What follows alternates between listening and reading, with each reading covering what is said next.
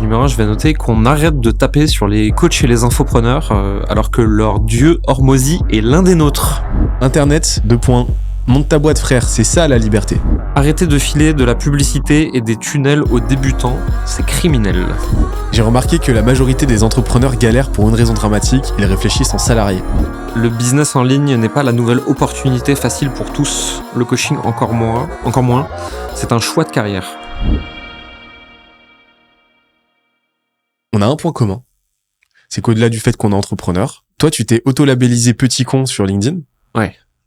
Et que moi, ma maman, quand j'étais petit et que je l'embêtais trop, elle me traitait de petit con. Ah. Et donc en fait aujourd'hui, moi je te propose qu'on soit tous les deux des petits cons. On s'est noté une petite vingtaine de sujets dont on avait envie de parler ensemble, des enseignements, des observations, mais aussi beaucoup de ce qu'on appelait des hot takes, c'est-à-dire des petites déclarations, des petites prises de position, des opinions qui peuvent être sujets à débat. On va mettre tout ça sur la table, à tour de rôle, ping-pong, et on en discute. Et on voit ce qui en ressort. Mais je pense que ça peut faire 2-3 étincelles.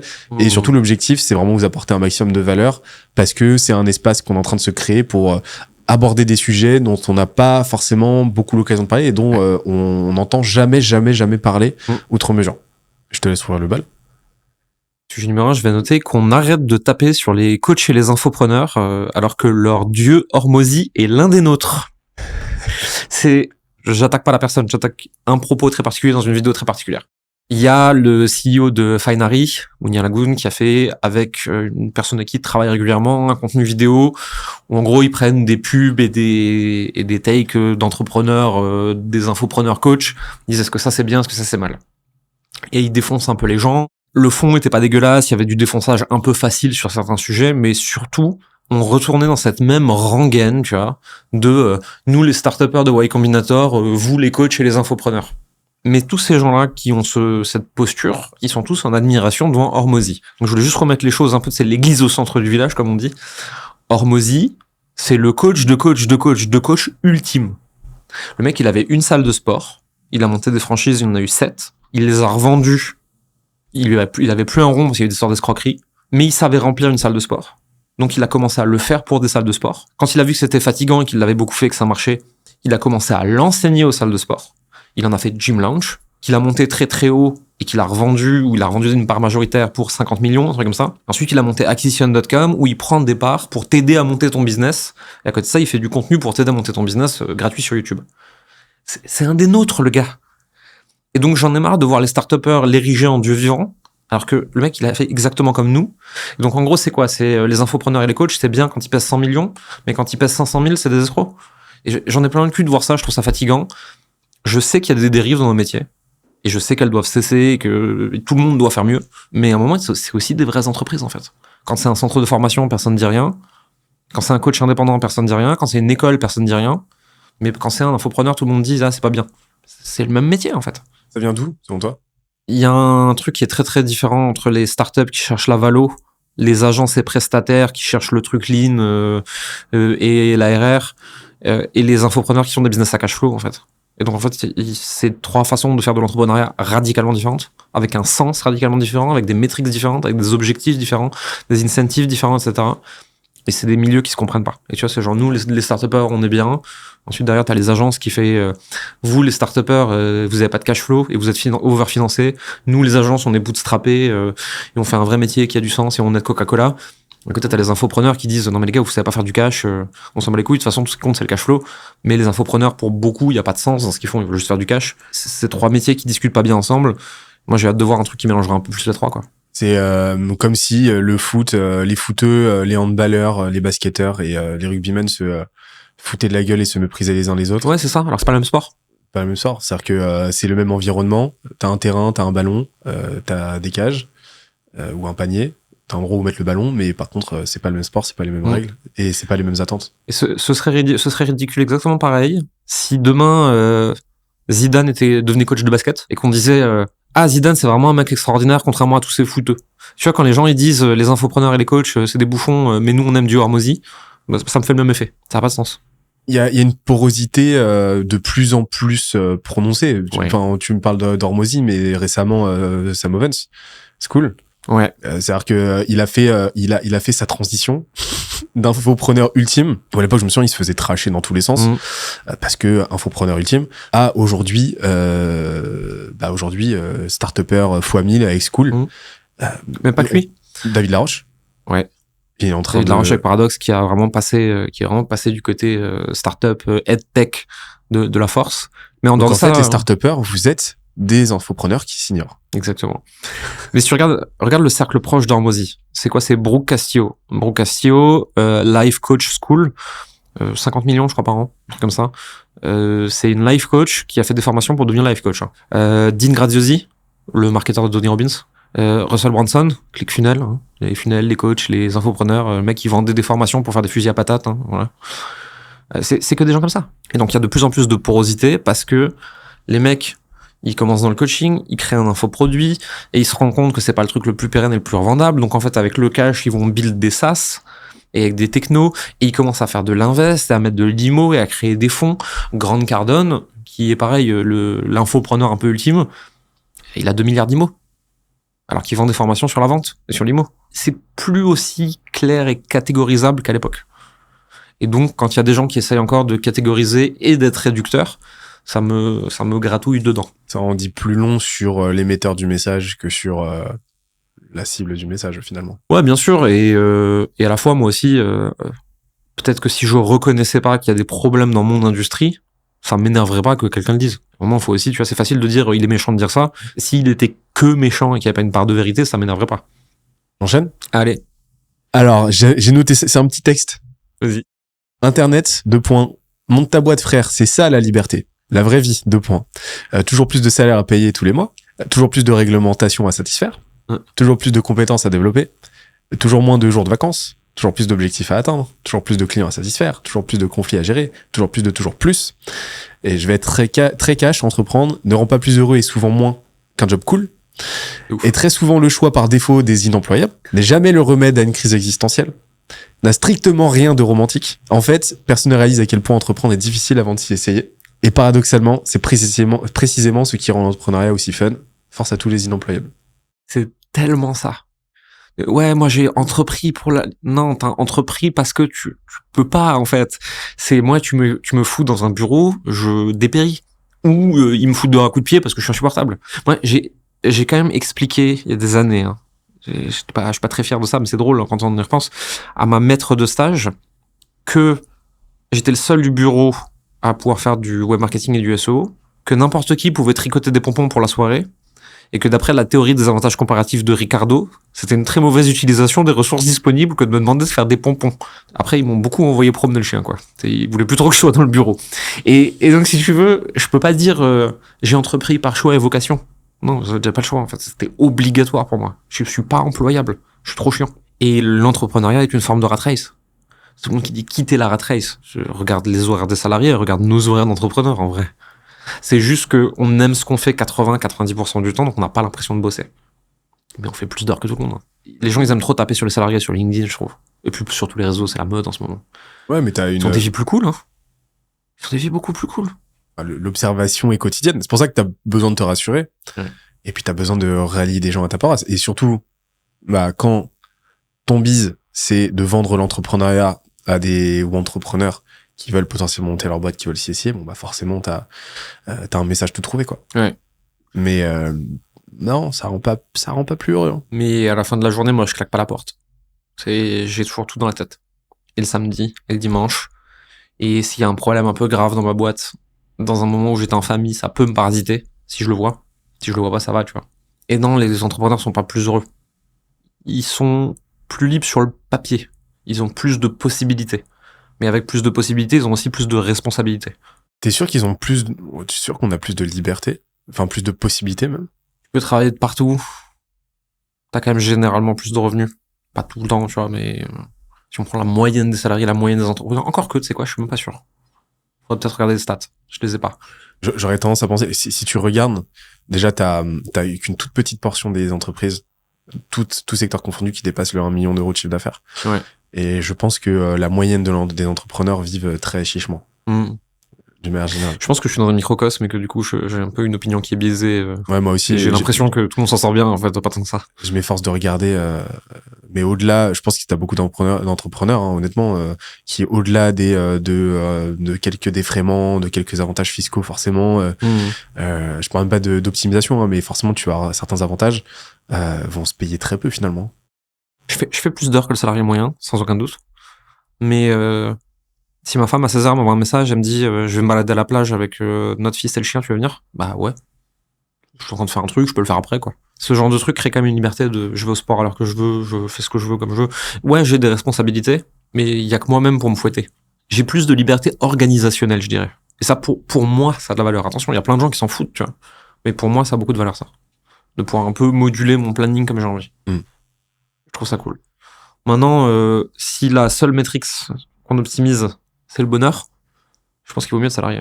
Parce que vu que t'as une vie plus simple, plus cadrée, plus réglée, avec plus de prédictabilité, t'es globalement plus heureux, je pense. Hein.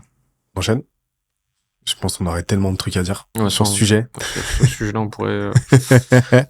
Hey, c'est Benoît, j'interromps la vidéo 30 petites secondes pour parler d'un truc qui va te plaire. Tu le sais, notre métier, c'est la croissance. C'est pourquoi on se renseigne énormément, on produit énormément de contenu, autant de contenu dont on n'aura pas vocation à parler sur cette chaîne. C'est pourquoi depuis 3 ans maintenant, on a une newsletter qui envoie 2 fois par semaine aux gens qui sont inscrits l'essentiel à savoir pour faire grossir sa boîte. C'est pas une énième newsletter un peu bullshit. On se donne beaucoup de mal pour apporter autant de concret que possible. Je te parle de prompt ChatGPT inédit, de notre propre création. Je te parle d'outils IA dont on fait la curation. Je te parle de micro-cours qu'on produit nous-mêmes qui t'apporteront concrètement des stratégies pour faire grossir ta boîte. Bref, ça se passe dans la description. Les retours sont franchement assez unanimes. On est déjà plus de 80 000 donc ça sera un plaisir de te compter parmi nous. On reprend la vidéo. La FTC, donc le gendarme de la consommation américaine, tire à vue aux États-Unis. Revoyez tous votre copywriting pour pas aller en prison. Alors il y en a 2 qui se sont fait taper là récemment aux US. Il y a L'Heure, je sais pas exactement ce qu'ils faisaient, mais c'était un peu du coaching, etc. Okay. Qui ont pris 3 millions d'amende, ou 2 millions, je sais plus. Et t'as Traffic and Funnel, qui est un truc très connu de business coaching et formation aux US, qui, après 1 an de galère avec la FTC, a pris 1 million d'amende pour false claim, donc pour fausse promesse, sur leur vertical Sales Mentor, qui faisait de la formation de sales, alors même que 95% de leurs sales avaient les résultats escomptés. Mais vu qu'ils n'ont pas été en mesure de prouver juridiquement que 100% avaient les résultats, bah, ils n'avaient pas le droit de les promettre. 1 million d'amende, communiqué de presse officiel. Et on voit la FTC qui en tape de plus en plus. Et j'ai une croyance personnelle que la DGCCRF va trouver ça très inspirant et va vouloir faire la même chose en France. Et je connais beaucoup de gens qui ont du copywriting sur leur page de vente qui passera pas. T'as des exemples? Enfin, pas des verbatims que tu vois sortir régulièrement? Formez-vous à telle compétence pour faire plus 3 000 € en 90 jours. Est-ce que c'est vrai pour 100% des gens? Sinon, fausse promesse. Tu pourrais dire, la méthode qui m'a permis, quand j'étais journaliste, de faire 3 000 € de revenus en plus en 90 jours. Ça t'en le dire. Et moi, sur les pages, en fait, on fait ça comme ça. On dit la méthode qui m'a permis de. Et en général, moi, j'ajoute même une petite astérisque. J'ai aucune idée si vous allez faire plus, moins ou rien du tout. Ça dépend de vous. Mais au moins, je vous montre pas à pas comment faire. Et c'est plus transparent, c'est plus juste. Alors, tu perds 10-20% de gens, hein, avec ça, en étant un peu trop honnête. Mais c'est plus sain. Et puis, t'as moins de problèmes de livraison derrière, etc. T'as pas les mêmes attentes des gens. Et quand t'as assez de data et assez de clients que t'as accompagnés, ce que j'aime bien, ça c'est Hormozy chez lui que je l'ai piqué cette idée, c'est, tu peux dire, nos clients en moyenne ont, et donner une data. Et ça, t'as le droit de le dire, tu vois. Et donc, si t'as un service livraison qui dépote, bah, c'est cool. Moi, je sais que je peux dire, parce que je suis capable de prouver juridiquement demain matin, que nos clients ont en moyenne x2 leur investissement chez nous dans leur temps d'accompagnement. En moyenne, il y en a qui ont fait beaucoup plus, il y en a qui ont fait moins, mais je peux le prouver. Et donc ça, j'ai le droit de dire. Et donc ça, c'est un argument rassurant qui peut servir de promesse, mais qui, juridiquement, est clean. Et c'est pas de la surpromesse de devenir riche et célèbre en 3 semaines. Et donc quand je vois qu'aux États-Unis ça commence à taper, je me dis qu'en France ça va venir aussi. Je reste très vigilant aussi sur les claims. Et en fait, nous, on se pose vraiment la question du message aussi de notre côté, parce que t'as toujours tu sais quel produit tu délivres, tu sais quelle valeur t'apporte. Par contre, il y a un vrai sujet quant à ta compréhension de ces valeurs, mais aussi quant au message avec lequel tu vas présenter cette valeur. De notre côté, c'est un vrai sujet. C'est-à-dire que nous, ce qu'on transmet à nos clients, c'est ce qui nous permet de faire plus 80 à plus 100% de chiffre d'affaires tous les ans, de notre côté. Ouais. Donc, ce qu'on fait, on sait que ça marche et on sait que pour les clients qui exécutent ce qu'on leur dit de faire, ça marche aussi. Non, mais tu vois, t'as dit la phrase importante. Ceux qui exécutent ce qu'on leur dit de faire. Ceux qui exécutent ce qu'on leur dit de faire. Mais on sait aussi que, par contre, c'est impossible pour nous de promettre un plus 80 ou un plus 100% systématiquement. Non, par contre, on sait que si tu le fais, tu vas aller chercher plus 30%. Plus 30%, franchement, ça c'est très faisable. Surtout sur des boîtes, surtout sur des boîtes de l'ampleur de celles qu'on accompagne, c'est-à-dire des boîtes qui sont entre 100, 150, 200 grand minimum, jusqu'à un petit 7 chiffres. C'est plus facile de promettre de la croissance avec les bons process et le bon environnement comme vous l'avez sur des gens qui ont déjà un product market fit et que vous faites accélérer que sur des gens qui l'ont pas et en fait vous avez aucune idée si on le trouve ou pas. Exactement. C'est ça la diff, je pense. Exactement. Et donc, mais par contre, la question forcément, elle est dans comment est-ce que tu encapsules ça en une phrase pour la rendre catchy. Donc nous aujourd'hui, on est sur ce postulat-là qui est on t'apprend à plus 30% de tout ça chaque année. Effectivement, derrière, t'as l'astérisque qui est tout le reste du copywriting de la page où on t'explique les choses en détail, mais t'as cette première claim qu'on back avec de la data. Mais effectivement, astérisque première, c'est pas parce que tu signes chez nous que tu vas à plus 30%. Non, ça a demandé beaucoup de taf. Parce que chez nous, c'est du done with you. On va le faire avec toi, on va t'apprendre.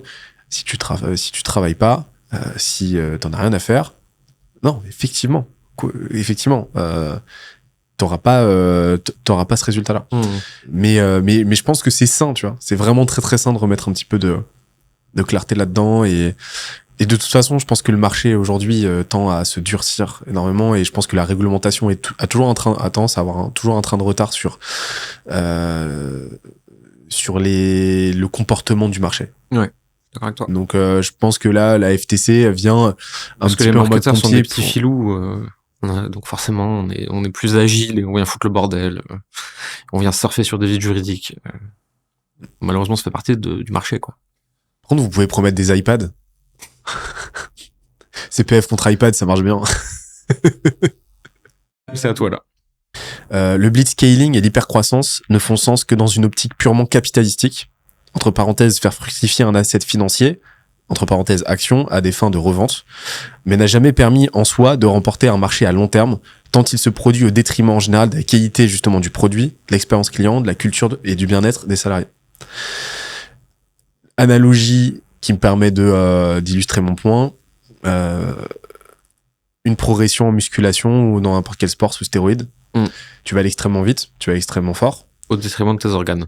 Au détriment de tes organes, de toute la structure qui va te permettre une longévité, qui va te permettre à terme de tenir. Le muscle s'adapte en 3 semaines en moyenne, alors que les tendons, le ligament, il leur faut 11 mois. Exactement. Voilà. Et le nombre de bodybuilders, si tu regardes, les bodybuilders, même les plus dopés, même les plus hauts niveaux, ceux qu'on fait Olympia, qui sont clairement des montagnes absolues de muscles, ceux qui ont eu la plus longue longévité, c'est ceux qui ont commencé à se doper le plus tard possible. Ouais. Je prends et t'en as qui dépassent la cinquantaine et qui restent compétitifs la cinquantaine passée. Je pense à Dexter Jackson par exemple. Ouais. Lui, le mec a tout. T'as vu l'état de Ronnie Coleman? Ouais. Il est pas en bon état. Hein. C'est tout juste, il tient encore debout tout seul. Hein. Exactement. Et lui avait un truc par contre pour avait un truc très égotique par rapport au gros poids, aux grosses perfs. Et en fait, il s'est complètement flingué. Mais je pense à t'en as par contre qui, malgré leur potentiel, ont commencé à se doper tellement tôt, tellement fort, pour aller tellement vite, ont tellement brûlé des étapes qu'en fait ils ont littéralement claqué, ou alors leur carrière s'est terminée très tôt. Et l'analogie se tient parfaitement avec une boîte qui hyperscale. Faut pas oublier qu'une boîte et ça c'est quelque chose que j'observe et j'ai des échos très réguliers, mais une boîte qui remporte, enfin qui lève énormément d'argent et qui embauche 500 000 personnes en une année, ne le fait pas pour construire quelque chose de pérenne, mais le fait pour revendre, Et c'est surtout des investisseurs qui veulent retirer leur mise incessamment sous peu. Ça se compte en années. Là où une vraie boîte se construit en décennies. C'est l'horizon de temps qu'il faut appliquer. Faut pas nourrir ce complexe-là par rapport à une boîte qui va blitzscale, parce qu'elle le fait pas pour satisfaire un marché, elle le fait pour valoriser un asset, comme j'ai dit. Parce que tu fais de l'hypercroissance et en gros, soit tu as des investisseurs qui te rachètent, soit tu vas couler sous ton propre poids. L'hypercroissance n'est pas pérenne, elle peut pas tenir parce que l'adaptation ne peut pas avoir lieu assez vite et donc forcément, ça va péter quelque part. Et ça peut péter de façon mortelle, sauf si t'as revendu et que tu t'es barré de la boîte avant, et c'est plus ton problème en fait. Et tu parlais de l'impact réputationnel. Ouais. L'impact réputationnel. Tout à l'heure, pour reprendre la métaphore avec le muscle, ta croissance musculaire n'est pérenne que si tes structures passives, donc tes ligaments, ton squelette, tient. Ah oui, tes tendons.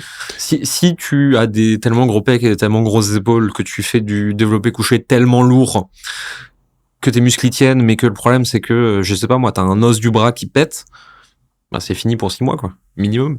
Exactement. Si c'est pas définitif, parce que c'est un truc qui se réparera jamais correctement. Exactement.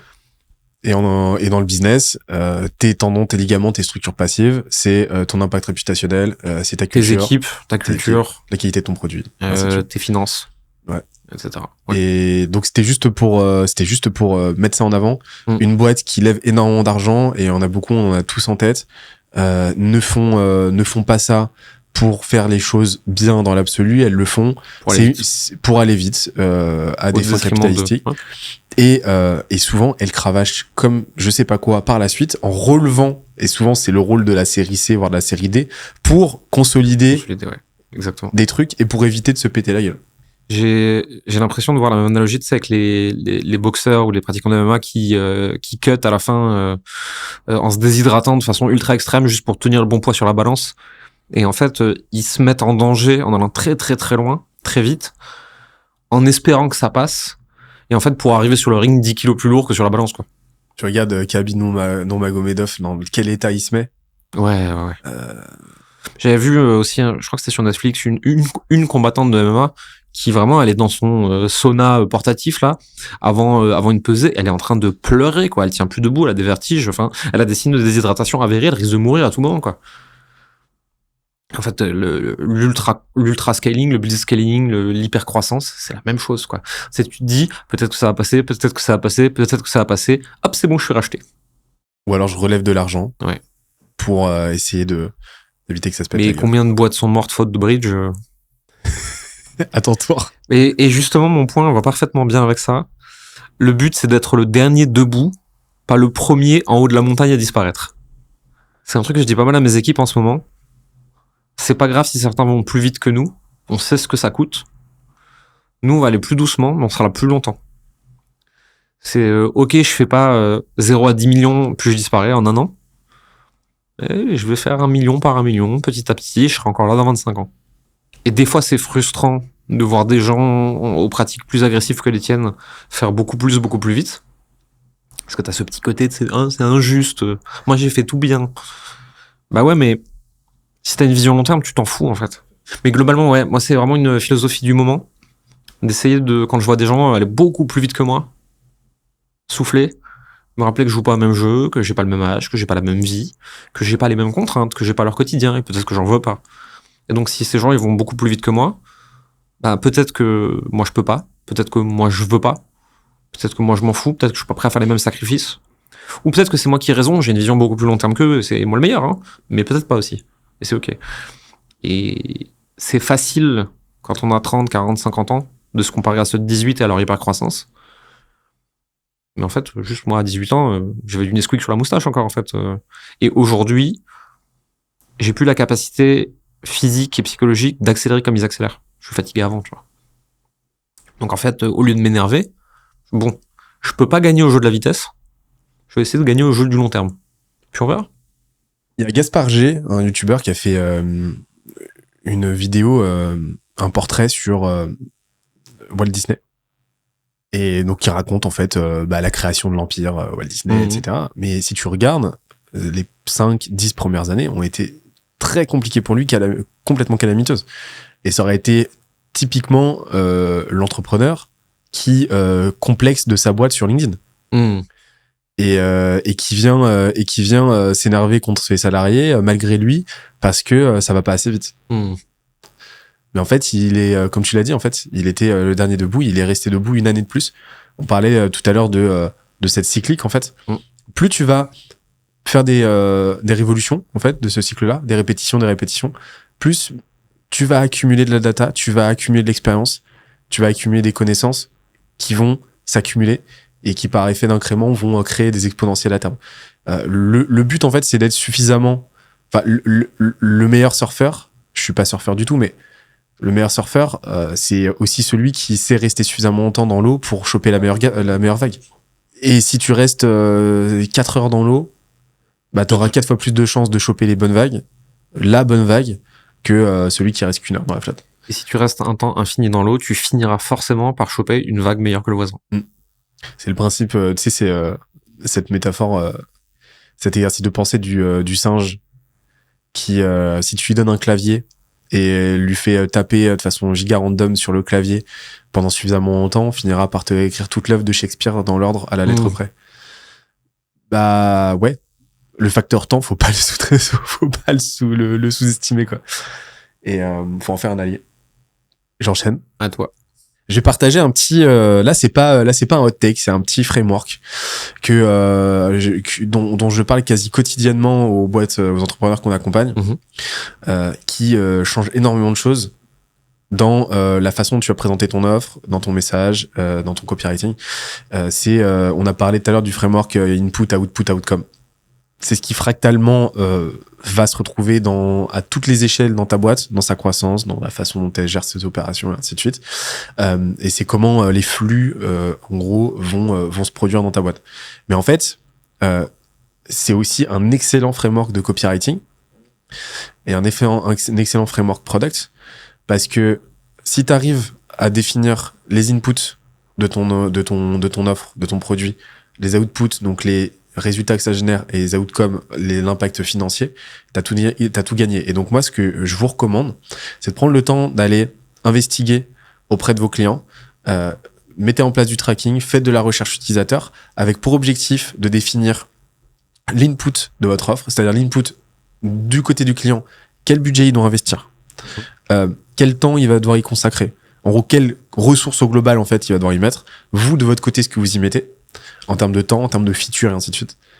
Ensuite, les outputs, bah, l'impact métier, concrètement, c'est-à-dire sur quelle métrique vous allez avoir un impact et de combien.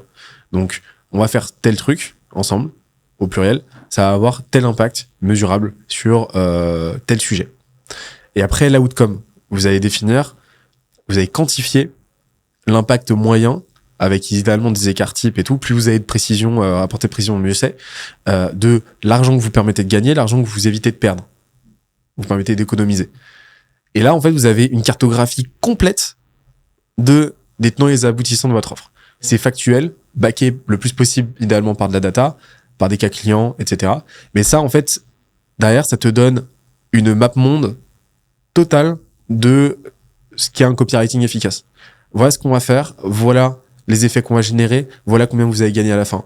Et c'est aussi un merveilleux moyen d'améliorer drastiquement ton produit. Nous, on a fait ça. On a regardé nos meilleurs clients et nos pires clients en termes de résultats. On a regardé d'où ils partaient. On a regardé leurs actions précises, combien de temps ils y ont passé, comment ils ont été aidés chez nous en interne, par qui, sur quel sujet. Et on a regardé qu'est-ce qui sépare les meilleurs des autres. Ensuite, on a pris des actions des meilleurs et on les a fait appliquer aux moyens. Pas au pire, parce qu'il peut y avoir d'autres trucs qui entrent en ligne de compte, mais aux moyens. Pour voir est-ce qu'il y avait une augmentation. Oui. Ok, donc on sait quelles actions ont vraiment le plus d'enjeux en termes de résultats produits chez nous. Donc maintenant, la nouvelle question qu'on doit se poser, c'est ces actions-là, est-ce que les pires, ils peuvent les exécuter tout de suite? Ou est-ce qu'il y a un sous-jacent qu'on n'a pas vu qui fait qu'ils sont bloqués et qu'ils n'arrivent pas à le faire? Et si oui, comment on le résout? Et en fait, en y allant comme ça de façon incrémentale, on arrive à améliorer le produit et les résultats produits de façon drastique. comment t'as fait ça? En discutant avec les clients. Ok. Vraiment juste, ok, t'as eu tant de résultats, ok, d'accord, c'est quoi le prix de ton offre, t'as fait quel contenu, sur quel type d'audience, t'as combien de personnes qui te suivent, tu les avais déjà avant, combien de temps t'as gagné pendant le temps avec nous, à quel coaching t'allais le plus, ça t'a aidé sur quoi, vraiment de l'entretien quali, quanti à balle sur beaucoup de gens. À quelle fréquence? Nous, on a alors, on mesure les signaux faibles en permanence parce que toute l'équipe les relève et les remonte, Ok. et surtout les customer care. Mais plus que ça, en fait, nous, il y a un questionnaire à l'entrée et tous les 3 mois et à la sortie de tous nos clients en permanence. Alors, 100% répondent pas, mais en général, les meilleurs et les pires répondent. Donc, donc ça nous donne pas mal d'infos, quoi. Et tu discutes toi-même toujours perso avec tes clients? Ouais, mais pas avec tous. Je vais discuter quand je fais les mini-entretiens, témoignages, tu vois, pour notre chaîne YouTube, trucs comme ça, qui se fait sur la base du volontariat, on fait pas chier les gens. Mais du coup, en fait, j'ai toujours 10-15 minutes en off avant, 10-15 minutes en off après, plus le temps qu'on est enregistré, qui fait que je peux discuter avec les gens et me rendre compte de ce qui va pas, ce qui manque. Après, je le fais plus autant qu'avant, forcément. Et après, il y a certains produits où je suis encore très très très présent et je coach de façon hebdomadaire, et d'autres où je suis plus éloigné, où je fais seulement des lives thématiques et tout. Il y a des endroits où le truc roule particulièrement bien et où je peux superviser, où je suis moins impliqué. Il y a des endroits où je suis encore très très, très impliqué. Prenez le temps d'implémenter ce framework, de l'exécuter parce que Ouais, de ouf. c'est game changer de fou. Ouais. Et les zones d'ombre sont justement de très bonnes boussoles pour identifier là où vous avez des angles morts dans votre produit. YouTube part en couille, Sam Soulek l'a cassé et toutes les chaînes business sont en train de faire pareil. Alors, Sam Sulek, on va le présenter très succinctement. C'est un très très très gros bodybuilder, Très jeune. Il a très jeune, 21 ans. qui fait des contenus qui ne devraient pas marcher sur YouTube. Il fait des face caméra, plus des vidéos dans sa voiture, plus des vidéos d'entraînement, de 45 à 60 minutes, quotidien, Mais vraiment quotidien. Quotidien, Il a pas une journée. Hein. dont le titre est, si on devait le traduire, prise de masse, séance 1 sur 62, le dos. Et ce truc fait des millions de vues. Et ça n'a aucun sens. Et c'est, même en post-rationalisation, c'est dur de trouver pourquoi. Mais par contre, la tendance est en train de s'étendre à tout YouTube et à toutes les chaînes business. C'est très drôle à observer. Non, parce que j'ai écrit un truc là-dessus, je te le lis juste après, mais un des sous-jacents que j'ai pas mis justement dans ce petit texte, c'est le principe de domesticité cosy. Moi, c'est vraiment comme ça que je l'identifie. Enfin, c'est un des facteurs. Mais en gros, le domesticité cosy, c'est l'effet Twitch. C'est l'effet, t'es chez toi. Girl Next Door, quoi. Exactement. T'es chez toi. Tu vas pas regarder du MrBeast, tu vas regarder quelqu'un qui, pareil, est devant son ordi en train de te parler d'un sujet. T'as des vidéos de gens qui mangent pendant 2 heures face caméra, et des gens qui mangent seuls s'assoient en face d'eux et les regardent manger pour avoir l'impression de manger avec quelqu'un. Le mukbang classique cas de la domesticité cosy. Et en fait, lui, c'est exactement ça. Plus un facteur freak. Un facteur freak. Effet un peu grand frère. S'il avait 20 kilos de muscles en moins, personne ne regarderait. Ah non, mais clairement. Et la polarité, il y a un effet un peu de Joe Rogan de la singularité. C'est-à-dire que c'est un freak, mais qui a une approche très iconoclaste de la musculation. Il est il est pas anti-science, mais il promeut la broscience, l'ego lifting, le fait de soulever le plus lourd possible, au détriment de ta technique. Fais du squat moche le plus lourd possible, tu prendras des jambes, quoi. Exactement. Et donc en fait, il vient vraiment aux antipodes d'une doxa. Il incarne ça. Il incarne moi justement, je vais aller le plus vite possible et j'en ai rien à faire. Il incarne moi une calorie est une calorie, donc je mange n'importe quoi. Et par définition, en fait, il est clivant sans chercher le clash. C'est ça qui est fou, c'est que il incarne un clivage qu'il ne recherche même pas. Et il y a un côté justement fascinant. Et je trouve certains aspects de ça dangereux. Et on va prendre Sam Soulek, le cas des calories, mais du coup, je connais l'analogie que je veux faire avec le business. T'as des débutants qui arrivent et qui voient ce gros monstre tout sec et tout fort bouffer des pizzas, des kebabs et des burgers et dire une calorie, c'est une calorie, rien à foutre. Sauf que le sous-jacent non dit, implicite, c'est les stéroïdes. Et tout le monde n'a pas conscience. Et donc, t'as des gens qui vont faire n'importe quoi avec leur santé et pas comprendre pourquoi ils n'ont pas d'abdos et pourquoi ils sont pas énormes. De l'autre côté, en business, t'as des gens qui vont avoir une acquisition front-end dégueulasse et dire à tout le monde de faire pareil. Sauf que derrière, ils ont un écosystème sales, produit et back-end qui est ultra solide, qui font qu'ils arrivent à rentabiliser leur acquisition dégueu, parce que ils s'en foutent, ils ont une force autre part. Et si tu les copies, t'es mort. Et moi, j'ai eu les infos un peu en off d'un coach un peu connu qui, sur son acquisition, à 30 jours, il a un return on ad spend de 0,3. C'est-à-dire que si tu fais comme lui, tu coules ta boîte en 2 mois à cause de l'effet ciseau et des problèmes de BFR. Besoin en fond de roulement. Sauf que lui, il a un back-end tellement solide qu'il s'en fout, en fait. Il finit avec un ROI de 12. Si tu le copies, t'es mort. Et ce phénomène de Girl Next Door sur YouTube, je le trouve aussi un peu dangereux, parce qu'on va copier des gens en les trouvant cool, sans voir ce qui se cache derrière. Et c'est dangereux en business, c'est dangereux dans la santé, c'est dangereux dans tous les domaines comme ça, quoi. De toute façon, la copie, exactement comme pour le podcast business, hein, la copie sans compréhension des sous-jacents est toujours extrêmement dangereux. C'est pour ça que tous les youtubeurs qui cherchent à copier MrBeast finissent par faire un ersatz de MrBeast en 15 fois moins bien et avec 150 fois moins de vues. C'est pas difficile à faire. Et tous ceux qui essaient d'imiter Sam Sulek, en fait, ne sont pas Sam Sulek par définition. Mais justement, en fait, il a trouvé sa singularité et en fait, il fait son truc. Il fait son truc à haute fréquence. Et finalement, tu regardes, il a absolument tout compris. Du contenu très facile à produire, avec le moins de montage possible, donc une logistique juste. Et c'est vraiment genre micro sur sa casquette, caméra dans sa voiture, quoi. Ouais, vraiment. Rien à foutre, quoi. C'est donc logistiquement, ça tient, là pour le coup, ça scale comme pas possible. Il peut en produire en masse et voilà, une vraie proximité, une vraie authenticité avec son audience. Il cherche pas le clash, il fait ses bails mais comme tu l'as dit, il y a par contre effectivement des sous-jacents dont il se cache pas. Mais qui font que son succès dans son contexte et sur son credo n'est pas reproductible. Et par contre 0,3 de ROAS, c'est hallucinant. Et tu sais que moi il y a des gens qui ont essayé de copier mes ads et on avait fait par le passé un épisode ensemble où je disais comment je les faisais. Sauf que pareil, en fait, j'ai une gestion de mon BFR qui est fait pour que je sais que je suis quasi pas rentable à 90 jours moi.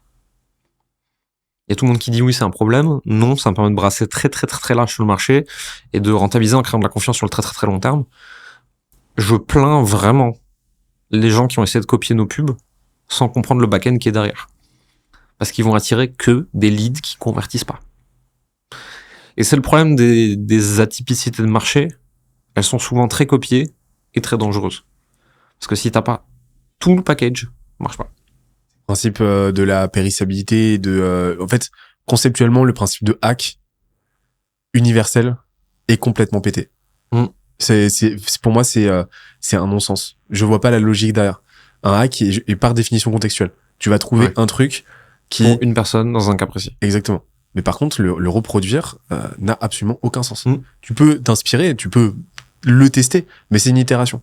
Ça reste une expérimentation. Et il y a toutes les chances que ça fonctionne pas pour toi. Ou alors pas dans la même amplitude. Je suis d'accord. Et donc là, on revient à un style de false claim, quoi. J'ai remarqué que la majorité des entrepreneurs galèrent pour une raison dramatique, ils réfléchissent en salarié. En voici 2 symptômes très courants. 1, ils vivent dans l'illusion de ce que j'appelle le N+1 fantôme. Ils se comportent comme si un supérieur allait leur dicter la marche à suivre et leurs priorités.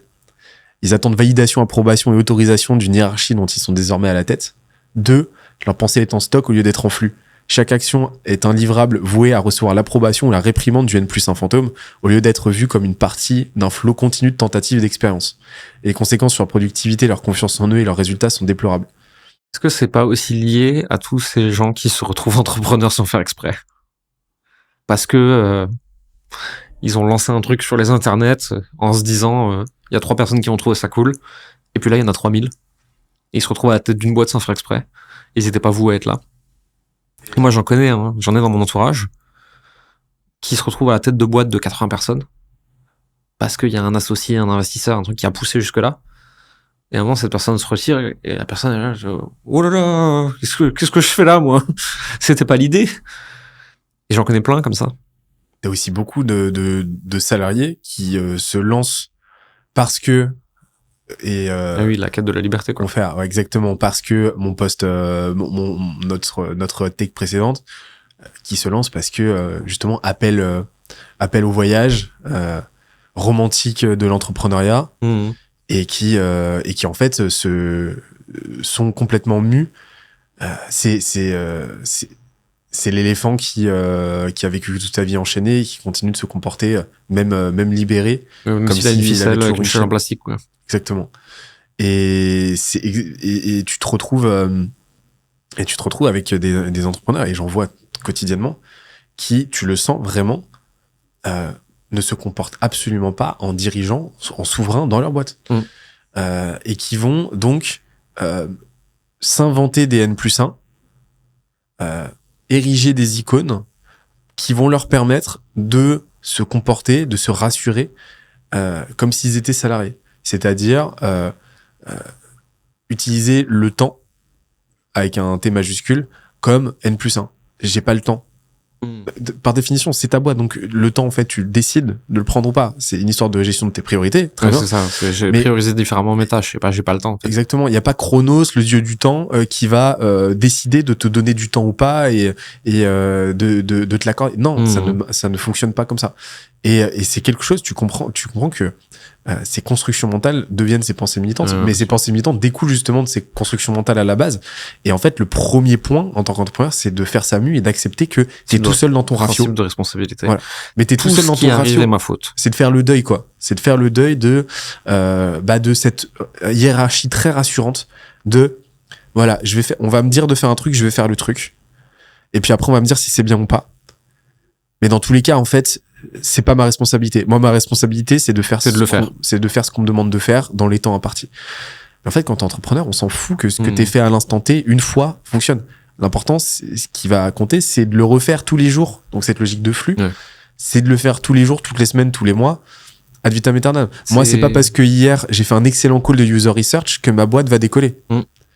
C'est sortir de la dichotomie bien, pas bien.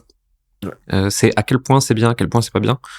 Et à quel point c'est un petit peu bien, un petit peu mieux ou un petit peu moins bien que la fois précédente. Mais c'est comme, je sais pas si t'as déjà vécu ça, tu sais, t'écris une page de vente ou un email ou un truc. Et au niveau copywriting, c'est un peu stylé, tu vois, t'es content, t'as mis les bons trucs et tout. Là, t'as toujours les copains copywriters qui viennent te dire à quel point c'est extraordinaire. Et tu peux vite tomber là-dedans de, ouais, tous les copies m'ont dit que j'avais fait une page extra. Est-ce que ça vend? Oui, non. Point. Et en fait, quand on vient de te dire que c'est bien, on s'en fout. Quel est le but? Si le but n'est pas respecté, qu'on t'ait fait une tape sur la tête pour te dire que c'était bien, ça n'a aucun intérêt. Et c'est la différence, justement, tu vois. En tant qu'entrepreneur, t'es obligé de te dire est-ce que ça a vendu? Un salarié, c'est j'ai bien respecté l'exercice qu'on m'a demandé de faire. Exactement. Parce que je suis pas responsable de ce qui se passe après. Exactement. Donc, voilà, méfiance. Et je pense que très peu de gens sont vraiment exempts du N+1 fantôme. On a tous des N+1 fantômes autour de nous. Je pense que c'est un modèle mental. Aujourd'hui, c'est quoi mon N+1 fantôme actuellement? Et ouais, solitude ratio. Si ton time to sell est inférieur à 30 jours, soit tu es dans le business opportunity plus CPF, soit tu es pas réglo. Alors, qu'est-ce que t'entends par là? Alors, time to sell, le moment entre le lead qui te découvre et l'achat.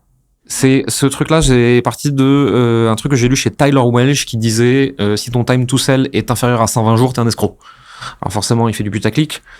Et du coup, moi, j'essaie de raffiner un peu cette pensée en disant il y a des marchés, business opportunity, CPF, etc., où c'est normal qu'il y ait un time to sell rapide parce qu'il y a certains types d'enjeux, certaines façons d'acheter et tout. Mais quand t'es pas dans ces marchés-là, c'est une feature et non un bug d'avoir un time to sell très long. Et ça devrait être comme ça. Et on devrait apprendre à gérer nos BFR et nos boîtes en tenant compte de cette donnée qui est inhérente à nos métiers. Quand tu vends un truc très cher, c'est normal que les gens n'achètent pas en 3 jours.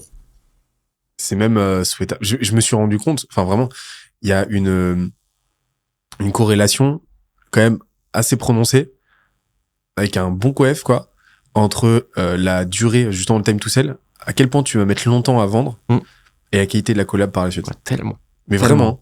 Les gens qui achètent trop vite, ils ont des attentes, mais pas les bonnes. Jamais les bonnes. Dans ce grand framework, tu sais, cette grande tension entre émotion et logique dans ta prise de décision, plus longtemps tu vas prendre ta décision, plus tu auras le temps de sous-peser le pour et le contre et d'être dans une analyse logique, pragmatique des données qui te sont données. Et donc, plus tu auras de chances de prendre une décision qui va être rationnelle, rassurée et rassurante au final. Là où tu te précipites, achat compulsif, émotion. Et donc, plus le prospect, même sur du high ticket, va acheter vite, plus par définition, il va falloir lui revendre l'idée Pendant un revendre mois l'idée. ensuite. C'est très fatigant, ça. Lui revendre l'idée, et puis tu te rends compte qu'en fait, ouais, il est pas venu pour les bonnes raisons. Ouais. Il est venu pour se Il a rassurer. besoin d'être sauvé. Il a besoin d'être sauvé. Beaucoup aussi, et ça on l'a observé, recherche, et ça, il y a un vrai marché. On parlait justement du N plus un fantôme. Il y a un énorme marché sous-jacent, pas quantifié. Je cherche à ce qu'on me dise quoi faire. Ouais, et le marché de la délégation de la responsabilité. Oui, c'est Oh un là peu... là, mais c'est un... Qu'on le veuille ou pas, c'est un peu notre métier, ça, c'est quand même. ouais, mais c'est un sous-segment de marché du service. Ouais. Mais il faudrait le quantifier. Mais le nombre de milliards qui sont dépensés chaque année pour juste se dire, ok, ce sujet-là, je vais payer quelqu'un pour porter le flambeau et porter toute la charge de la responsabilité, toute la culpabilité de ce dysfonctionnement-là au sein de ma boîte. Mais c'est monstrueux. Et quelqu'un qui vient acheter rapidement, il y a de fortes chances qu'il soit dans ce marché-là, en fait. Ouais. Et il faut s'en méfier parce que les collaborations derrière sont plutôt douloureuses en général. Soit t'as structuré ta boîte pour des gens comme ça et tu t'es complètement câblé en interne pour ça et tu sais les gérer. Soit tu t'y attendais pas et tu vas en souffrir. Et t'avais une deuxième partie, c'était CPF. C'est normal que les gens achètent très très vite avec du CPF. C'est pas leur argent. Alors il y a tout le monde, toujours quelqu'un qui vient me dire oui mais en fait c'est les salariés qui cotisent donc si c'est leur argent. Non, en fait ils voient pas la cotisation passer, ils la sentent pas. C'est de l'argent de formation qui dort sur un compte formation obscur. Personne s'en sert jamais ou comprend comment ça marche. Ils peuvent pas l'utiliser pour quoi que ce soit d'autre. Ouais, ils peuvent pas l'utiliser pour quoi que ce soit d'autre. Donc c'est pas leur argent. En fait c'est de l'argent qui peut être utilisé pour ça dans un certain contexte ou perdu à jamais. C'est pour ça que ça s'appelle des crédits d'ailleurs. Ouais, c'est ça. Ça crée des gens pas engagés du tout. Et en plus, ça crée des complexités administratives pour l'entreprise. 2, il va falloir faire pointer les gens, leur délivrer un certain nombre d'heures, d'une certaine façon, avec certains livrables. S'ils cochent pas, je suis pas payé. Je suis pas une administration. J'ai pas envie de travailler comme ça. Je connais de très belles boîtes qui fonctionnent là-dessus et qui ont un gros pôle administratif. Et je suis très content qu'ils existent parce que je pense qu'ils aident vraiment des gens. Moi, je peux pas. Moi, je pense qu'on me démarche à peu près une fois par semaine pour me faire des montages CPF. Et je réponds, je vois la même chose. Non, je le prends pas. Non, je ne veux pas. Laisse-moi tranquille. Je ne prends pas l'argent de l'État. C'est l'argent du salarié. Non, c'est l'argent de l'État. Je ne prends pas l'argent de l'État parce que je ne veux pas avoir de responsabilité envers l'État, de devoir me justifier de ça. C'est tout. Je ne développe pas ma boîte sur une anomalie administrative et juridique. Je la développe sur autre chose. Et pareil, c'est pas bien mal, tu vois. C'est juste, moi, je fais autrement. La croyance en un monde juste est sans doute le pire biais cognitif dont peut souffrir un entrepreneur. Exemple, je comprends pas, j'ai fait X et j'ai pas encore résultat Y. C'est pas juste. C'est pas juste. C'est pas parce qu'une action a été faite que le monde nous doit quoi que ce soit. Je sais pas si tu l'as vécu, ça. Moi, c'est une des premières grandes réalisations. C'est pas censé être juste, en fait. Il y a des gens qui font tout mal, qui sont des connards, qui escroquent les autres, qui vraiment qui se comportent comme des ordures finies. Et tu te dis, le karma va les rattraper. Eh ben non. Et plus vite tu lâches prise là-dessus et t'essayes pas de dire c'est bien, c'est pas bien, ils sont méchants, ils sont gentils, moi je suis gentil, moi je suis mieux qu'eux, plus tu ignores juste tout ça et te dis ça fait partie du marché, next, plus tu peux avancer professionnellement. Mon prof d'anglais au lycée, Monsieur Goodzen, qui disait « Life is unfair, look at you ». C'était un bon punchliner. Je crois que t'as un épisode de Dr House aussi, à un moment où il y a une punchline comme ça, qui fait « Vous vouliez un monde juste, vous vous êtes trompé de monde, de pays, d'espèces ». Et c'est ça, en fait, ouais, c'est pas juste. Bah non, mais c'est pas censé l'être, en fait. Qui a décrété que ça devait être juste? C'est de la pensée magique, quoi. C'est de la pensée magique. Ça reste une narrative, hein. Ouais. Ça reste une narrative. Et ça boucle avec cette idée de N plus un fantôme. Ça fait partie des narratives qui, en fait, te rassurent. Le N plus un fantôme, il va te dire si c'est bien, si c'est pas bien. Ouais. La justice, elle va te dire si c'est bien, si c'est pas bien. Alors, on parle pas de la justice juridique, qui est absolument nécessaire. Là, on parle de la justice métaphysique. Ouais, la justice divine, quoi. Ouais. Qui va faire que, de façon très karmique, parce que tu fais un truc que tu juges bien selon ton propre prisme, les choses vont... Non, de toute façon, tout est extrêmement chaotique. C'est plus sale que ça encore.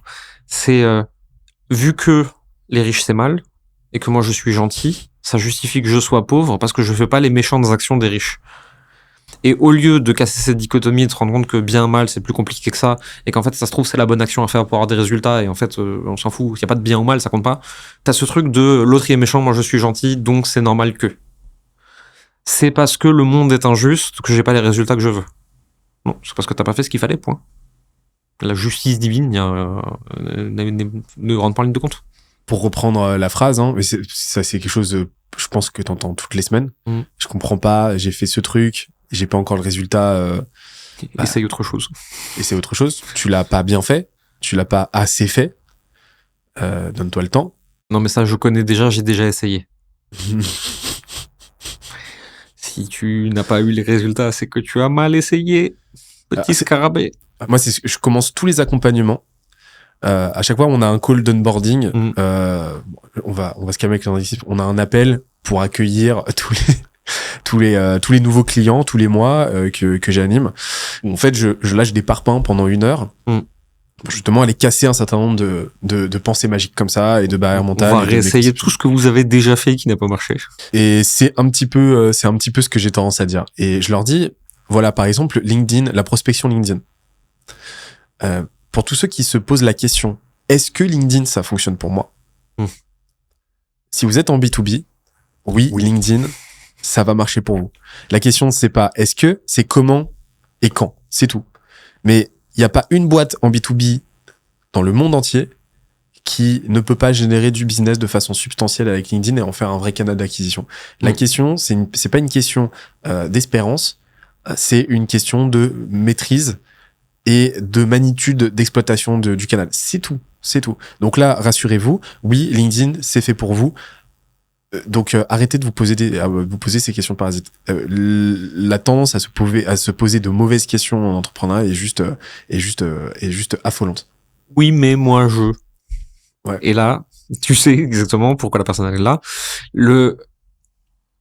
Les clients les plus difficiles, c'est ceux qui pensent qu'ils sont un cas particulier, alors qu'ils sont une généralité. Effet snowflake. Ouais, parce que on répète aux gens que c'est des petits flocons de neige uniques depuis toujours, et en fait, ils ont pas compris que eux, en tant qu'individus, ils étaient peut-être uniques, mais que leurs problèmes, en fait, on les avait vus 357 000 fois. Et c'est super rassurant. Et moi, je trouve ça très cool que mes problématiques soient pas du tout uniques et qu'elles aient déjà été traitées, hein. Je trouve ça me rassure, hein. J'ai pas besoin d'être unique dans mes problèmes, hein. Et tu parlais d'AXIEV tout à l'heure qui est venu, il lâche des exemples, des situations qui ressemblent comme 2 gouttes d'eau à ce qu'on vit dans la boîte. Et c'est ce qu'on s'est dit avec Jules, mon cofondateur. Mais en fait, c'est trop bien. C'est rassurant de fou de pas se sentir seul. Enfin, tout le monde vit la même chose. Tout le monde, mais c'est génial. Ça veut dire que si tout le monde vit la même chose, c'est-à-dire que plein de gens ont réussi à résoudre le problème et ils vont pouvoir nous aider à résoudre ce problème. C'est affolant de fou de se retrouver à la tête d'une chaîne et de pas savoir où tu vas. De ouf. J'avais un call avec un client il y a quelques mois de ça qui me dit j'ai un problème en ce moment avec tel truc. Et là, je le coupe. Je fais, t'as ce problème-là, donc tu te dis ça, donc tu te dis ça, donc tu te dis ça, donc tu commences à ressentir ça, donc ton quotidien, il se passe ça, donc tes comportements à titre personnel pour compenser, c'est cela, etc. Il me regarde, il me fait, je suis pas tout seul, quoi. Je suis pas fou, tout le monde vit le même truc. Ça fait du bien. Tu te dis, je suis pas tout seul. On a tous les mêmes problèmes.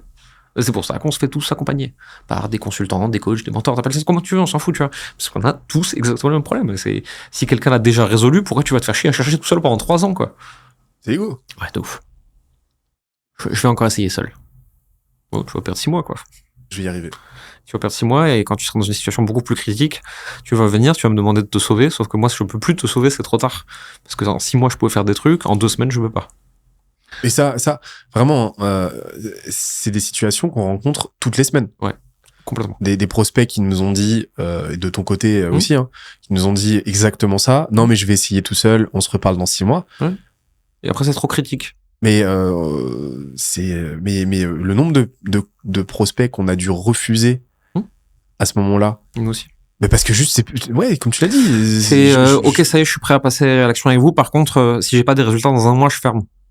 Moi, je peux plus rien faire pour toi. Parce qu'en fait, peut-être qu'en 1 mois, on va réussir à faire des trucs. Mais peut-être pas, en fait. Et j'en sais rien. Et c'est pour ça que je prends 6 mois d'habitude. Et j'ai pas envie que tu me délègues la charge de ta responsabilité, de tes indécisions. Donc, je ne veux pas. On retombe dans le marché de la délégation de responsabilité. Le nombre d'entrepreneurs de prospects qui, tu le sens en fait, viennent chercher un bouc émissaire pour expliquer leur faillite à venir. Ouais. Moi, je répète toujours cette même phrase, c'est attention, on confond pas. Moi, je suis pas pompier, je sauve pas les gens. Et si nos programmes ils sont sur un temps long, je crois que c'est votre cas aussi, hein, ben, c'est parce qu'en fait, il faut un temps long pour parer à toutes les éventualités possibles. Ça veut pas dire que ça peut pas aller vite. Ça veut dire que si on veut augmenter la marge de sécurité, il faut un temps long. Point. Donc quand tu viens dans l'urgence, tu viens trop tard. Nous, on fait cette analogie on se définit de plus en plus comme un sport-étude pour entrepreneurs. En fait, on n'est pas là pour, on n'est pas des chirurgiens cardiaques, on n'est pas là pour sauver des vies, ouais. On est là pour prendre des gens qui ont un potentiel et leur faire exposer ce potentiel. Mais tu veux pas exposer un potentiel avec 2 cures de stéro de 2 mois. Non, ça marche pas comme ça. Non, ça prend du temps. Ça prend du temps et c'est de la sueur, c'est de la douleur. Arrêtez de filer de la publicité et des tunnels aux débutants, c'est criminel. La publicité est un effet de levier pour augmenter le volume. Les tunnels sont l'outil, le système d'exploitation qui permet d'absorber le volume. Si tu sais pas ce que tu fais, si t'as pas de product market fit, si t'as pas une offre qui est prouvée, t'as pas besoin de volume, donc t'as pas besoin d'effet de levier, donc t'as pas besoin d'écosystème pour absorber du volume, donc tu vas juste cramer de l'argent pour rien. Et pour moi, la pub et les tunnels sont un merveilleux outil de scaling, nécessaire d'ailleurs, très compliqué de scaler sans. Mais tu ne files pas une Lamborghini Urus à un gamin de 8 ans sans permis qui doit aller chercher le pain à la boulangerie. À quoi ça sert? C'est si tu veux traverser un champ, il faut un tracteur. Si t'as 8 ans que tu veux chercher le pain, on prend un tricycle. Si tu veux aller faire la course sur circuit, c'est mieux d'avoir une Lambo. Et ben en fait, la pub et les tunnels, c'est génial comme outil, mais pas pour tout le monde, pas partout, pas tout le temps, et surtout pas pour des débutants qui partent de zéro et qui savent pas quoi faire avec. Et quel est le bon moment pour toi pour commencer la pub? Ton système de livraison peut absorber plus de clients, ton système de vente va pas péter sous le poids de la demande, et tu as un début de product market fit que tu veux tester en augmentant le volume, en augmentant la voilure. Là, c'est bon de commencer à tester. Oui, mais moi, c'est pas pareil. Non, mais oui, mais comment tu fais alors pour aller chercher tes premiers clients et aller chercher ton PMF? Go to market, tu prends un réseau social où tu penses qu'il y a tes clients, tu vas connecter avec eux, tu vas leur envoyer des DM, tu vas créer du contenu pour les exposer à toi et à tes idées, tu vas papoter avec eux et tu vas voir si ça a du sens. Et à un moment, de toute façon, quand ils vont te dire qu'ils ont le problème A, qu'ils cherchent à le résoudre, qu'ils sont prêts à payer pour que ça aille plus vite et que toi tu leur dis j'ai solution B qui résout exactement ça, soit ils achètent et t'as une preuve de quelque chose, soit ils en veulent pas et c'est que t'avais tort et plus de trafic n'aurait servi à rien. T'es en train de me dire que ça sert à rien de scaler les 3 premiers mois? Les 3 premières années. Attends, je vais pas devenir riche en faisant de la pub Facebook. Et non, à mon grand regret. Mais surtout, les coûts d'acquisition actuellement, t'as intérêt à être solide. Parce que la pub de 2024, c'est pas la pub de 2015. Hein. Moi, je suis transparent sur ces chiffres-là. Dans nos métiers actuellement, un coût d'acquisition de clients sains, c'est entre 1000 et 2000 euros. Alors, selon ce que tu vends, des fois c'est 500, des fois c'est 2000. Hein, donc, ça veut dire que de toute façon, si t'es pas capable d'absorber ça, le coût par call réservé moyen, il est, selon les industries, il va aller de 50 à 250.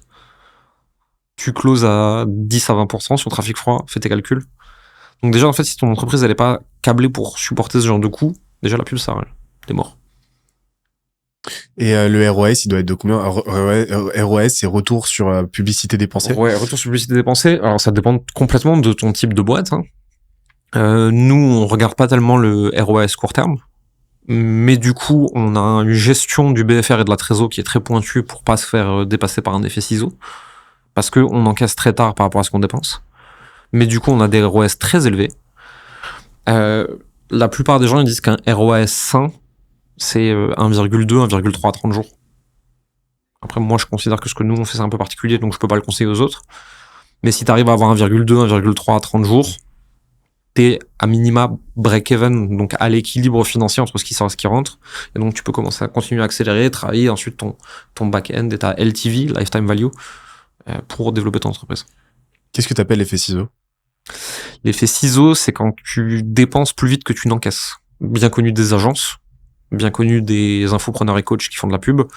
C'est-à-dire que je dépense au jour 1, j'encaisse au jour 90. Si j'ai pas la trésor disponible pour absorber ce coût, je suis mort.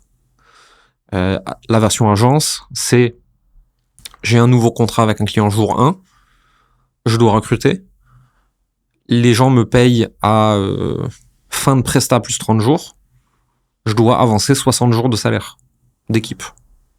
Est-ce que j'ai la trésor pour? Sinon je suis mort. Et c'est comme ça que je te retrouve avec des boîtes qui coulent, non pas parce que c'était pas rentable, mais par problème de solvabilité.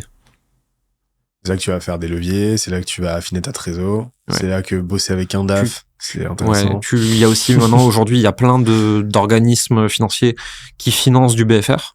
Donc tu leur dis, regardez, j'ai un client qui a signé pour 500 000, mais j'ai besoin de pouvoir assumer 250 000 de coûts. Ils vont te dire, ok, on vous prête 250 000 pour assumer ces coûts-là, par contre, on vous prend 10 000 de marge sur le contrat. T'as des banques qui jouent à ça aussi, enfin, il y a plein de trucs qui sont possibles. Facebook, aujourd'hui, en ads, te permet de payer à 30 jours. Tu peux avoir une Amex qui permet de payer à 30 jours. Enfin, il y a plein de trucs qui permettent de gérer ton BFR, quoi. C'est deux métriques à vraiment à surveiller, mais de façon hebdomadaire, selon moi. C'est à quelle vitesse tu payes ton moyen de paiement de tes prestataires, de tes prestations, de tes salaires et ainsi de suite, et ton moyen d'encaissement. Si t'as un décalage, tu sais que tu vas avoir un BFR à financer d'une manière ou d'une autre. En tout cas, c'est quelque chose que tu vas devoir surveiller. Si par contre, crois doucement, moi. C'est pour ça que j'ai de la croissance lente. Parce qu'en fait, si je fais une croissance trop rapide, j'ai un risque trop important. Et tu vas avoir une distension trop élevée entre les deux. L'idéal, c'est que ce soit inversé. Là, tu fais de la trésor tous les mois. Là, c'est l'idéal. Deuxième cas de figure, c'est très corrélé, c'est équivalent. Donc là, en fait, ton cash flow est flat, il est sain. Par contre, à partir du moment où ça commence à se décorréler, là, faut trouver des solutions. Et par contre, si là, t'es sur des indices de 1 pour 2, là, ça commence à devenir chaud. Ça commence à devenir problématique. Et nous, on est exactement dans cette situation-là. Et donc, nous, on sait que c'est une vraie gymnastique et que, on doit trouver des solutions pour faire financer ce BFR. Ouais, bien sûr. Et, ou alors, être très, très chaud sur les encaissements. Et donc, c'est pour ça qu'on a musclé le jeu sur les encaissements. Parce que c'était juste nécessaire, quoi. Alors, ensuite, tropisme culturel. En France, on a très souvent tendance à se demander pourquoi. Aux États-Unis, on se demande plutôt et alors. L'un prédispose à l'explication d'un phénomène, l'autre à son exploitation. C'est vrai que les Français, ils veulent toujours faire des grandes réflexions mais on en revient au juste pas juste. Je suis pas sûr que les Américains, sur leur marché, ils raisonnent autant en juste pas juste. Ils raisonnent plus en c'est comme ça, qu'est-ce qu'on en fait? Alors que le Français, il se dit c'est pas juste, pourquoi ça arrive, qu'est-ce que je peux faire pour changer ça? Il y a une approche très ingénierielle aussi en France. On a une culture très ingénierielle. Ouais, bien sûr. Et donc on a besoin de comprendre. C'est pour ça qu'on était les meilleurs dans le nucléaire. Hein. Je sais pas si on l'a encore, mais par exemple, on est toujours très chaud. Hein. Ouais, c'est juste qu'aujourd'hui on le fait plus chez nous, on les exporte. Mais ça, c'est un vaste débat politique. Oui, on a une culture de se demander pourquoi, ce qui est une grande force dans plein d'endroits et une grande faiblesse dans plein d'autres endroits. Je sais pas si c'est un problème, ça. Tu vois, c'est juste une spécificité culturelle qui donne des forces à des endroits, des faiblesses à d'autres. Hein. Mais par contre, ça dépend au jeu auquel tu joues. Ouais. Si tu joues au jeu entrepreneurial, pourquoi? Pas ouf, ouais. Pourquoi? C'est une bonne question dans très peu de circonstances. T'as des clients qui te demandent, oui, mais pourquoi? Et tu leur dis, franchement, j'en sais rien, je l'ai observé, ça marche, fais-le. Ouais. C'est pourquoi c'est une phrase intéressante à l'échelle, une phrase, pourquoi est intéressant à l'échelle micro. Par exemple, pourquoi mon salarié a réagi de cette manière. Là, ça peut être intéressant. Mais par contre, pour des questions macro, c'est très vraiment intéressant. Ouais. Et alors, en fait, il te biaise dans le sens de justement du constat et de la proactivité. Et à la fois, et alors te pousse obligatoirement vers l'action, alors que des fois, faut rien en faire, en fait. C'est comme ça. Pourquoi? On s'en fout. Et alors? Rien. Juste, c'est comme ça. T'as aussi c'est là que tu as aussi la dissension entre en France toute cette culture de la psychothérapie où tu vas chercher à investiguer sur ton passé, à comprendre pourquoi t'es comme ça, pourquoi tu réfléchis comme ça, pourquoi t'as ces problèmes. Là où aux États-Unis t'as ce réflexe du coaching. Ok, t'es comme ça et alors qu'est-ce qu'on en fait? On va pas chercher à comprendre dans le détail ce qui t'a forgé ce mode de fonctionnement. La question, c'est comment est-ce que maintenant t'en fais quelque chose d'intéressant? J'aime bien le combo des deux. Je trouve que psy plus coach, c'est vraiment un combo, mais ultra puissant. Mais j'aurais tendance à recommander, moi, alors c'est peut-être parce que j'ai fait comme ça, mais commencer par un travail psychothérapeutique et ensuite venir, sur la base de ce que tu as appris, greffer ça à ça un travail de coaching. Je pense que ça dépend si on se place sur le pro, le perso ou la globalité. Complètement. Sur le pro, je mettrais le coaching d'abord. Sur le perso, je mettrais la psychothérapie d'abord. Et si on prend le global, c'est un travail qui peut se faire en parallèle. Je sais pas. Passé, présent, futur. En fait, ça te fait coïncider réconcilier les trois temporalités, quoi. C'est ça qui est cool. Le business en ligne n'est pas la nouvelle opportunité facile pour tous. Le coaching encore moins. C'est un choix de carrière. Le propos avec ça est assez simple. Mais j'ai l'impression que ça s'est estompé, donc ça va mieux. Mais en 2018, à peu près, dans ces eaux-là surtout, on disait que le coaching à étiquette, le business en ligne, tous ces trucs-là, c'est la nouvelle opportunité de get rich quick. Heureusement, depuis, on a eu le Web3, les NFT et l'IA qui ont surpassé. Ils ont foutu la paix un peu. Ouais, du coup, on nous fait un peu moins chier dans nos métiers. Les gens voient un peu moins la lumière, tu vois. Là, maintenant, ils viennent faire des agences IA. C'est le nouveau SMMA. Donc Social Media Marketing Agency, c'est AIAA. Je sais pas ce que ça veut dire. Hein. Je sais juste que c'est des agences d'implémentation d'IA.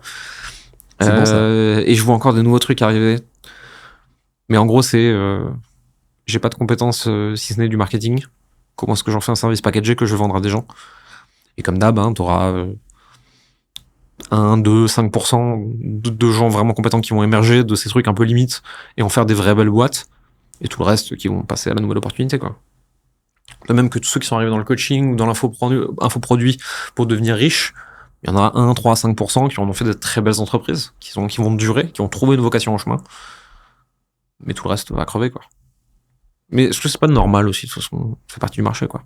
Ouais, mais c'est pas déconnant en soi. Enfin, c'est aussi normal. Ouais, c'est une sélection.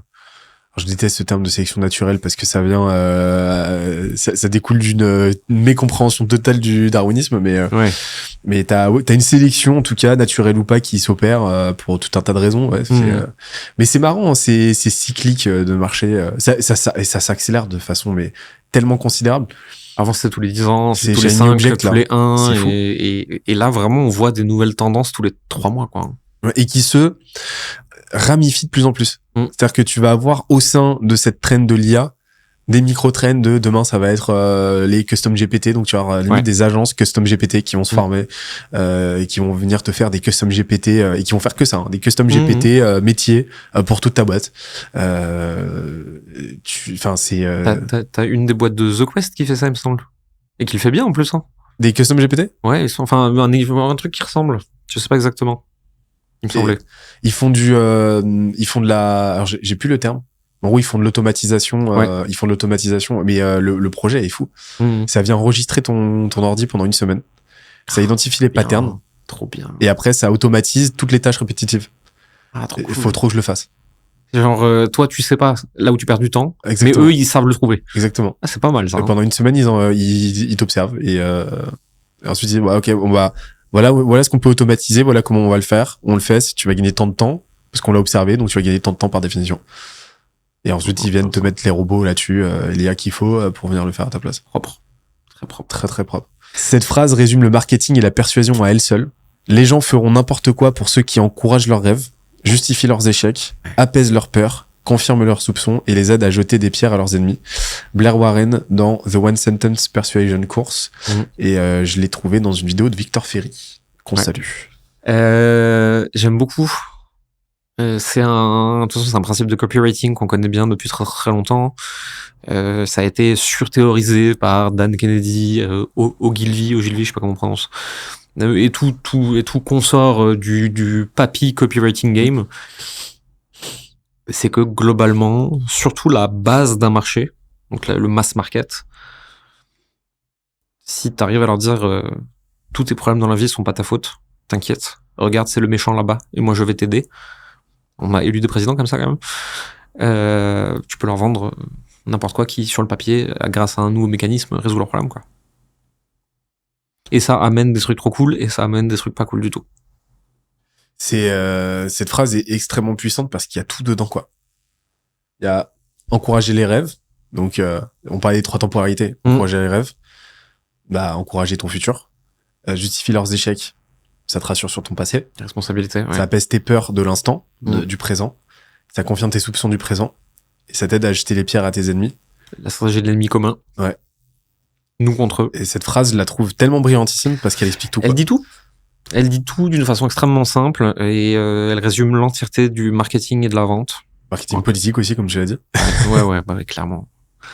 Et est-ce que pour toi, on peut faire du bon marketing sans ça, en t'émancipant de cette phrase?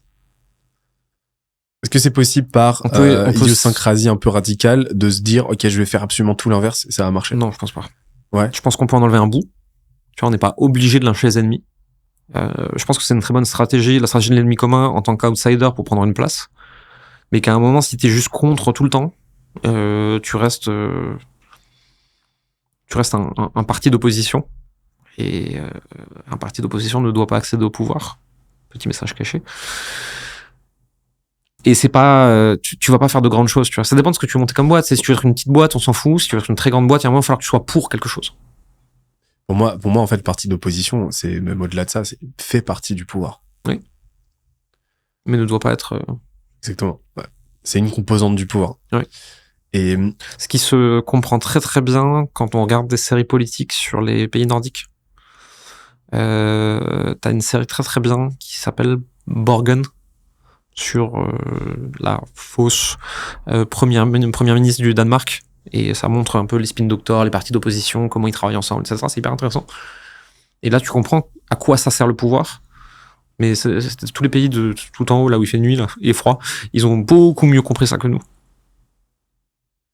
Et tu viens greffer à cette phrase-là l'input, l'output, outcome en tant que framework qui va plus te concentrer, qui va plus te faire te concentrer sur ton produit. Et en fait, là, tu peux faire quelque chose d'extrêmement intéressant, quoi, finalement.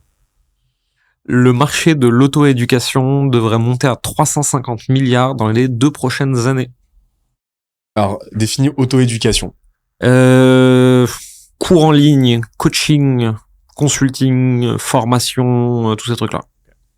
Il y a un vrai truc qui est en train de se jouer qui est, alors, aux États-Unis, c'est plus normal, parce qu'en fait, tout le monde paye sa fac 100K, donc se former en à côté avec des formations à 2, 3, 5 000 balles, là-bas, c'est déjà la norme.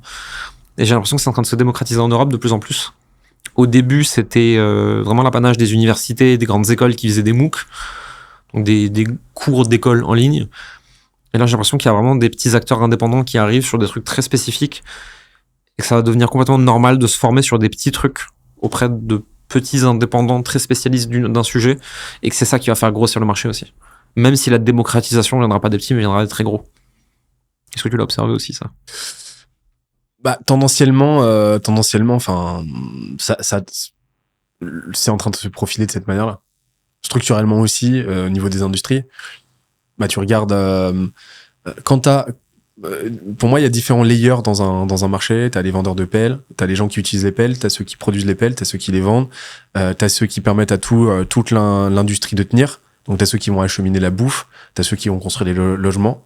Puis après t'as ceux qui vont permettre les flux en interne. Donc t'as ceux qui vont vendre l'accès à Internet, t'as ceux qui vont vendre l'accès à l'eau potable, à l'électricité, et eux en fait tiennent le plus haut du marché grosso modo, et c'est ceux qui vont générer le plus de cash sur la plus grande durée, et qui vont être les plus solides.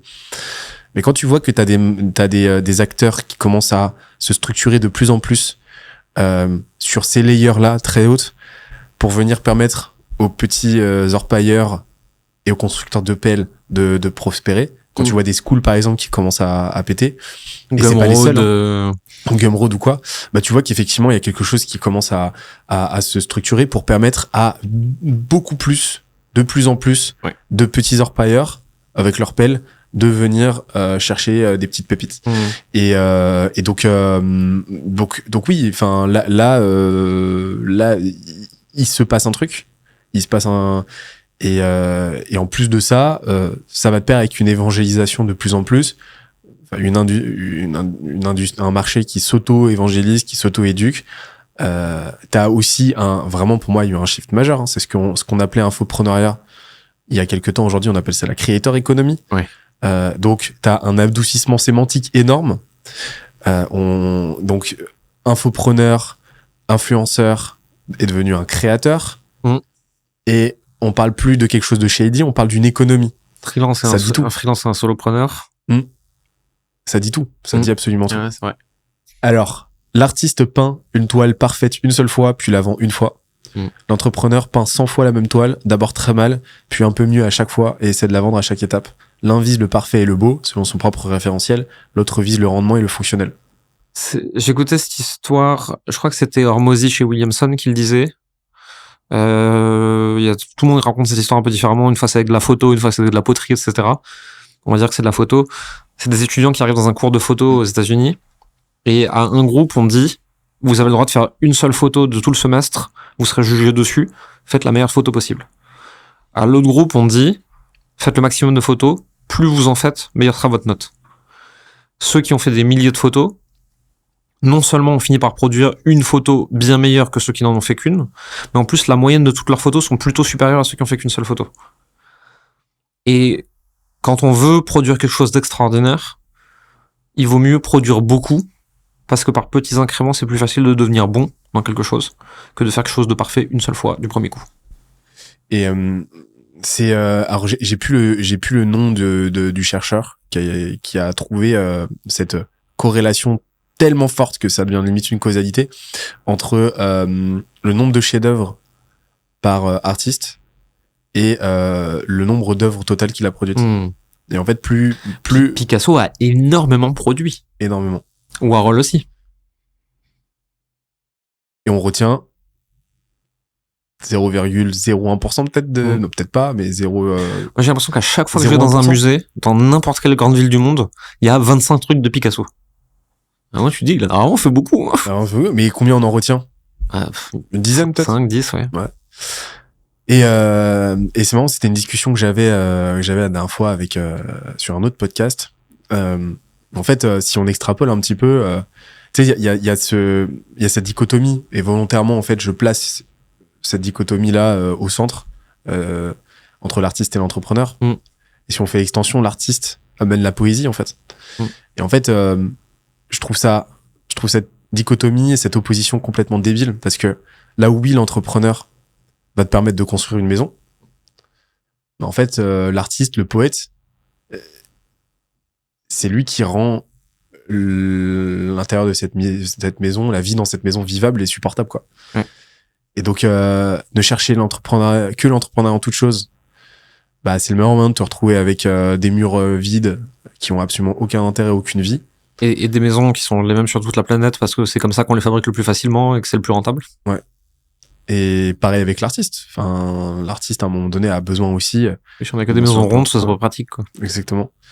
Et c'est pour ça que je m'efforce de pratiquer un entrepreneuriat qui n'exclut pas, qui essaie d'inviter un petit peu d'artistique, un petit peu de poésie, un peu de beau, de pas chercher du ROI en tout, parce que c'est ce qui rend aussi le truc cool, quoi. Je parlais de ça hier soir avec des entrepreneurs que j'ai croisés sur Paris, et je disais des fois il y a des trucs qui sont improductifs, qui sont du défocus, qui n'ont pas de sens et qui te font perdre de l'argent. Mais si ça te fait plaisir de les faire, c'est peut-être une raison suffisante. Et donc des fois on peut faire des moves d'artiste en disant au niveau entrepreneurial et rentabilité, ça tient pas, c'est débile. Mais j'ai envie de le faire, donc je vais le faire. Et je vais le faire pour le simple fait d'avoir envie de le faire. Merci, c'était trop cool. Merci à toi pour l'invitation. On va se refaire ça quoi qu'il arrive, parce que vous ayez aimé ou pas, nous on a aimé, donc on va le refaire. Si vous avez envie de continuer de nous entendre raconter des trucs, on se retrouve dans une autre vidéo qui s'enchaîne là avec nous deux. Et on se dit à très vite. Si vous avez kiffé, pensez à liker, à vous abonner, à nous dire ce que vous avez pensé de tout ça en commentaire pour le référencement, ou sinon postez un emoji. Merci. Voilà, dans les commentaires. Merci Jérémy. Merci à toi. Très vite, ciao.